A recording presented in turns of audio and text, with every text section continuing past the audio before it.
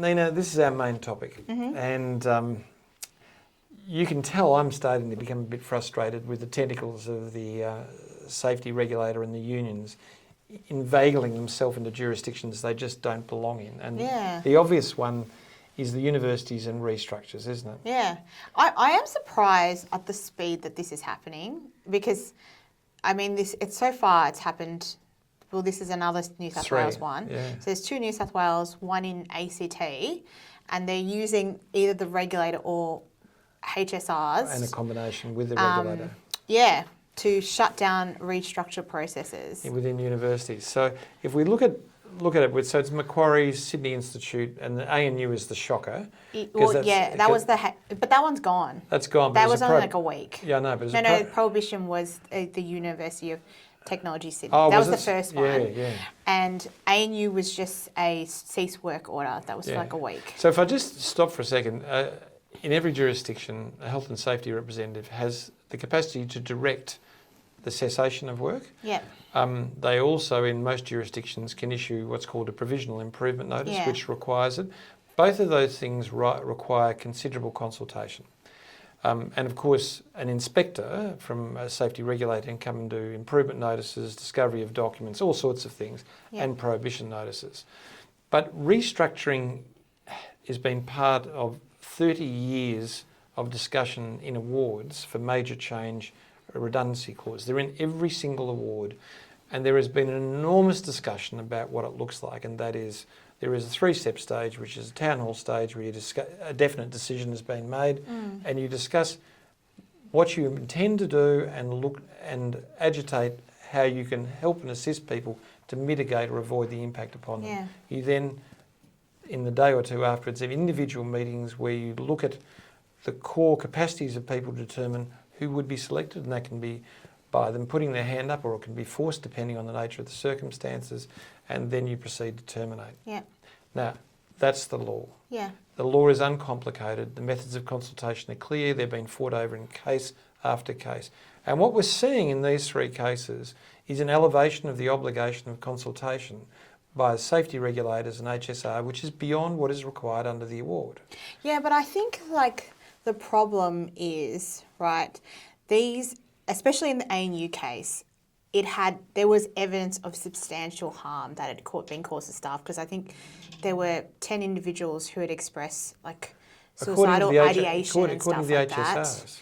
No, but they had provided evidence of that. But if we come down to what psychological hazard it is, it's all around change management, right? Yep. Which requires specific details of what the change is, that you're consulting people, if you're keeping them in the loop. If a regulator comes to you, a safety regulator comes to you and says, I have concerns, you're not complying with this, I think if you can prove that you're doing the steps, well, what can they do? They can't issue the notice then. I agree with you. If that's what the safety regulator did, I'd be there sitting right next to you going, great. But the HSRs are careless as to that. And yeah, but I think the HSR one was just the ANU, and there was quite a significant level of harm. Well, according to them.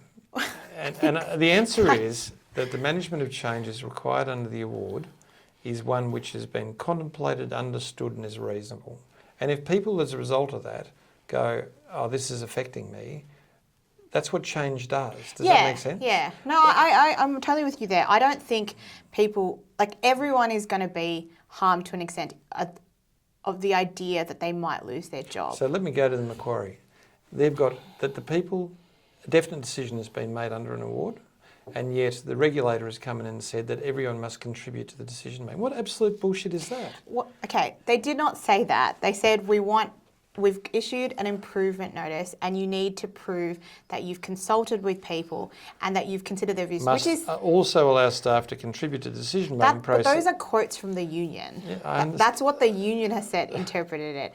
But I guess what I'm saying is I agree. I think they shouldn't be in this area, but I don't necessarily think that if you are complying with the employment law obligations in terms of consultation, because all of those things that you outlined, I think align with change management. Yeah.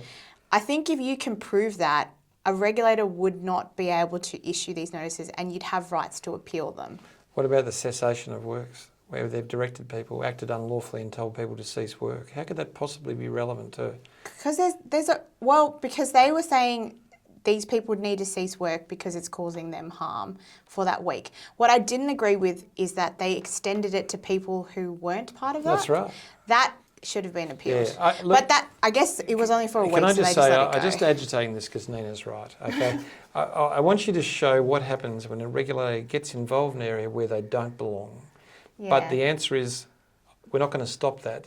No, because they're starting to use this. They're starting to use it. And unions will continue to use this. Yeah, and it shows where psychological hazards is going. And it is an unruly horse. Yeah. It's galloping in all different directions and going in places. We don't know in the maturity of that process where it'll end up. What we do know is comply meticulously with the award, do consultation, and your restructure may be attacked, but it'll be safe. Yeah, I guess it's a warning to employers that sometimes consultation is treated as a perfunctory thing, which is not going to fly That's now. a great word, perfunctory. Well, it's a court. It's like a precedent case. I was teasing you almost. But at the end of the day, like I said to you, I don't actually think this is going to change the outcome. Like, I think, yes, unions, HSRs, regulators can use this all they want. It doesn't stop people from being made redundant. It only delays the process.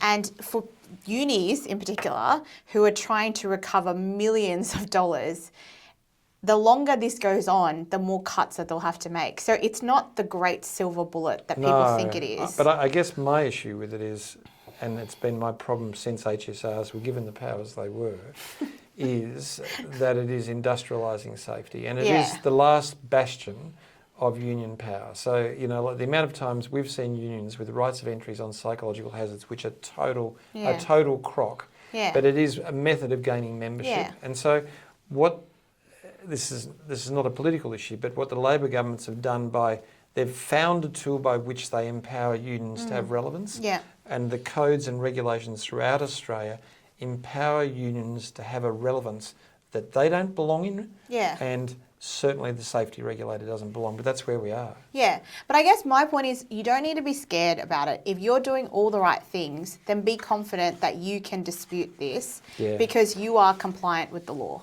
We're going to go on and do the case study. We had a slight technical malfunction here, so can you read it for me, please? Yeah, okay. So Mannington Girls Grammar School, MGGS, was an elite selective school in the northern suburbs of Sydney. It had 2,320 students across all grades, including preschool, and employed 274 people in non-teaching roles.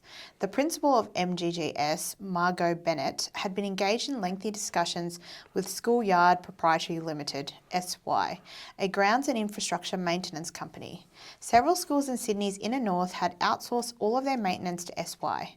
Two of those schools were involved in lengthy disputes with the IEU over Parts 7 and 8 of the Educational Services Schools General Staff Award. Margot was aware of the risks. A transition to SY would involve the retrenchment of over 110 employees with an average service of 7.5 years and an average age of 55. Margot engaged Bevan Botten Waite, God, that's a terrible name, an IR consultant to assist. By the way, that's one word. I don't know whether it's... I think my AI has attacked Mr. Bottomweight, so I'm sorry, Mr. Bottomweight. He suggested an overnight process, starting with a town hall meeting followed by individual meetings and an announcement the following day. This approach was attractive to Margot. She had the school council vote on the process on the 2nd of June, and after more than a month of planning, held the town hall meeting. Brian Frith, the HSR in the Grounds Department, along with all other HSRs, issued a request for documents under Section 65 of the OHS Act, requested to be present at any interviews with staff from designated work groups, and issued a notice to stop work under Section 85 when Margot refused to meet with them. SafeWork attended later that afternoon and issued an improvement notice that effectively demanded detailed consultation, the provision of all documents relating to how, why and when the decision was made, and an undertaking to halt the retrenchment process until all the conditions of the notice were met. The process required by SafeWork was significantly more onerous than the requirements of Parts 7 and 8 of the award. Part 7 and 8, just to say, is major change in redundancy provisions. 2 days after SafeWork's intervention, Byron was dismissed for failing to consult before requiring workers to cease work in breach of the WHS Act. Well, there you go. So the first question is... Byron, who was the HSR, was dismissed for failing to consult. Consult with the employer. Yeah, that's right. Yes, okay, I was like, I'm so confused. Right, that makes No, sense. you're allowed to be confused. I like it when confusion reigns. Okay, so the first question is, how should the school have undertaken the restructure? Can I just say the amount of industrial consultants who think you can fast-track restructures, it keeps us busy all year round. So the short answer is, the first question is, you must act after a definite decision is made. Yeah. Most people have made that definite decision months and months ago and then start building a strategy. That's a breach of the award. Yeah.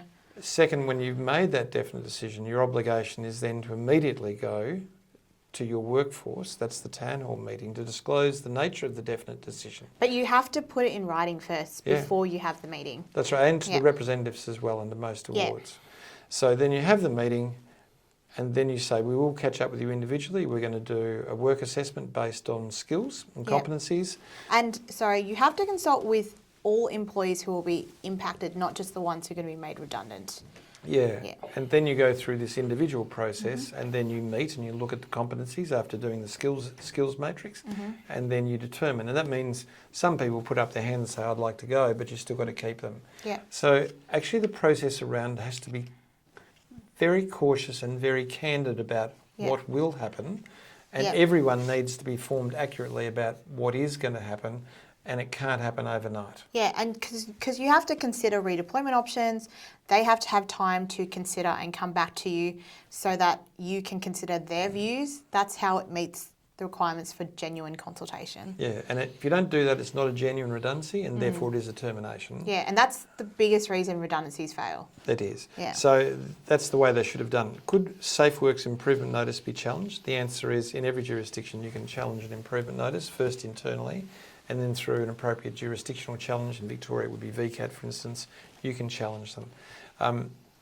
Don't be scared of challenging them. Yeah. And particularly we've found, and we've probably challenged, I don't know how many, quite a lot this year, the internal process is actually quite effective a lot of the time, so long as you explain why it is an overstep or why it's beyond the law when you do it. So in this case, they would have had to provide some information as part of the notice. Yeah. But if they were consistent and persisting for things that were beyond your obligations, then you can certainly challenge. But you can't just be like, I'm not going to comply with you at all. No, that's right. Were there any problems with the decision being made over a month before the action was taken? And the answer is, under the award, there is considerable decisions and it wouldn't be a genuine redundancy at that stage. Because as soon as is reasonably practical. Yeah, which means that people may get greater notice requirements and things as a result of that delay, but under safety law it has no impact as to when the decision was made. Could Margot and the school be in trouble for terminating Byron's employment? The answer is obviously yes, because the discrimination provisions that against exist... HSRs. that exist within all safety legislation. But Byron's failure to consult is a critical matter, because causing a loss to a business by failing to consult is serious misconduct.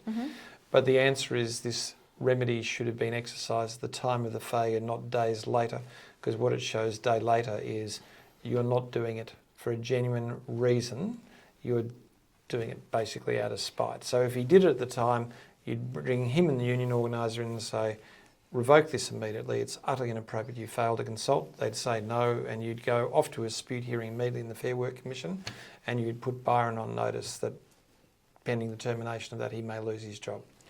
So that's where it is. I think we don't speak enough about the basics of employment law, and redundancy is not simple, and it does require careful documentation and communication. And I think Nina's comments earlier about management of change are critical. Now that we have the safety regulator meddling in this space, the design and the documented process of management of change is absolutely critical. So there you go. We'll see you next week. Thank you very much. Cheers. Bye.